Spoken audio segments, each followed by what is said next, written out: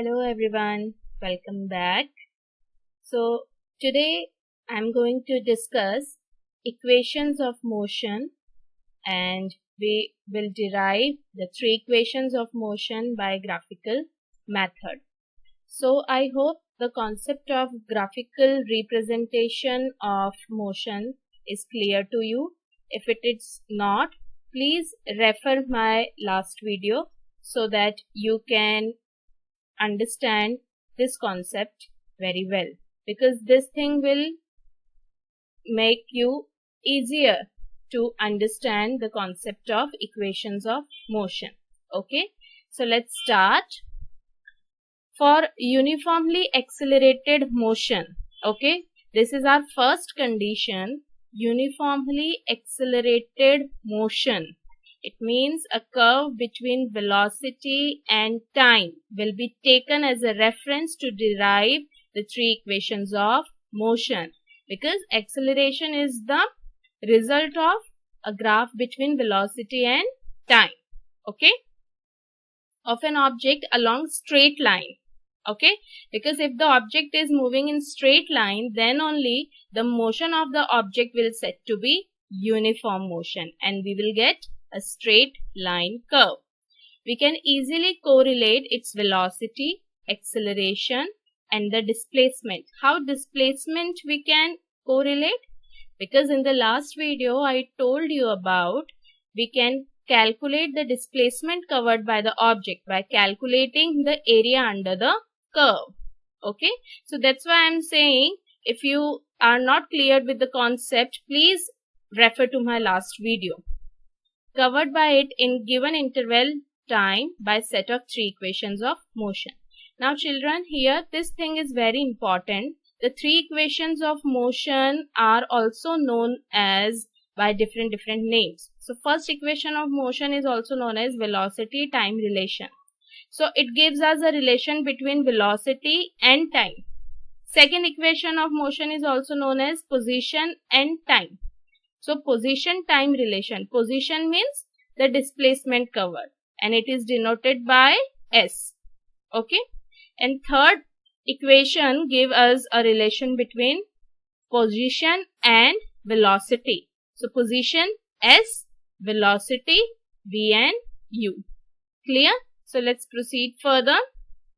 Let's derive our very first equation of motion, that is velocity time relation. Okay. Remember this curve? This graph we have studied in last topic.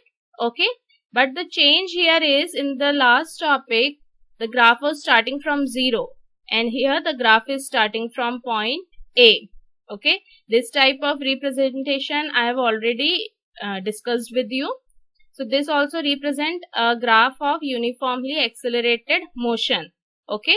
So the object initially starts with a velocity of u. U is initial velocity at point A. Okay.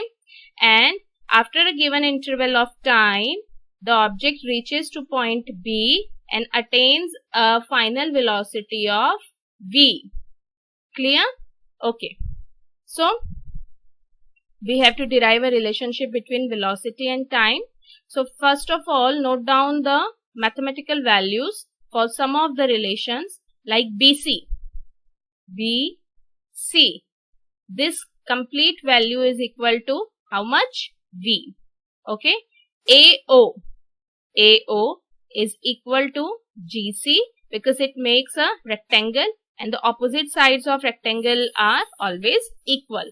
So AO, the value of AO is U. It is again equal to GC. Okay.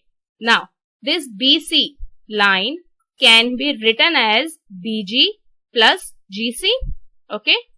That's what I have written here. Okay. Now put the values. The known values you can put here. So BC is known, that is V. BG not known, as it is to be written.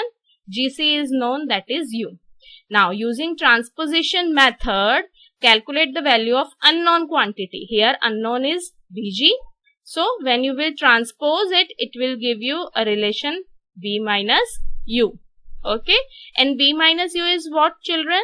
It is change in velocity. Final velocity minus initial velocity. Clear? Okay. Now, from the relation of acceleration, we know that acceleration is change in velocity upon time taken. Clear? So, change in velocity is bg upon ag. Time taken is what? Ag. Okay. Ag is again equal to OC. As I told you, opposite sides of rectangle are equal. Clear? So, put the values here. OC is given to us, that is T. Put all the values in this relation. So, BG is V minus U upon OC, that is T. Cross multiply it. So, AT equals to V minus U. Rearrange the relation. You will get the first equation of motion, that is V equals to U plus AT, where V is final velocity, U initial velocity, A is acceleration, T is time taken. Clear? So, move further. Now, let's understand second equation of motion, that is relation between position and time. So, in this relation, children, what I have done, I have taken the same graph, okay, but I have divided the area under the curve, area under the points A and B, this part, into two different areas. So, this part will give you the area of a triangle and this part will give you area of rectangle. When you add both the areas, we will get the displacement covered by the body under the points A and B. Clear? So, let's begin it. Displacement travelled S equals to area of OABGC. OABGC. This whole area is divided into further two areas, area of triangle, area of rectangle. So, area of rectangle will be OA into OC and area of triangle will be half base. Base is what? AG, and AG is again equal to OC. So, I have written here OC, and height. Height is what? BG. Okay. OA is what? UA given to us. OC is T given to us. OC we are known it. BG is what? Height. BG. This height. So, the value of BG will be V minus U. Okay. And from the previous equation, we know that V minus U is equal to AT. So, same V minus U equals to AT. I have written over here. Put all the values in the equation 1. So, you will get UT plus half T into AT. Okay. Now, rearrange the equation. So, it will give you UT plus half AT square. This is the second equation of motion. Easy? Yes? Okay. So, let's move to third equation of motion. This is the last equation of motion and it gives a relationship between position and velocity. So, again I have taken same graph, but as you can see here, in the last equation, I divided the whole area into two, but in this, I have kept the same area. Okay. Now, the shape looks like a trapezium. Yes or no? Because a trapezium has two parallel sides. Yes. So, the shape is like a trapezium. Now, what is the formula to calculate area of trapezium? It is half sum of parallel sides into the perpendicular distance between the two parallel sides. Clear? So, half sum of parallel sides OA plus BC into perpendicular distance. Perpendicular distance is what? OC. Okay. OA is U, BC is V, OC is T. Now, again from first equation, we can calculate the value of T. So, the T will be V minus U upon A. So, T will be V minus U upon A. Why we are replacing T here? Because children, we want to make a relationship between position and velocity. We don't want time to be included in this. So, we will skip time and we will rewrite the value of T in terms of V and U. Okay, put the values in equation 1, half OA plus BC, V plus U into, put the value of time here, V minus U upon A. Okay. Now, use the identity of algebraic expression a plus b into a minus b can be written as a square minus b square.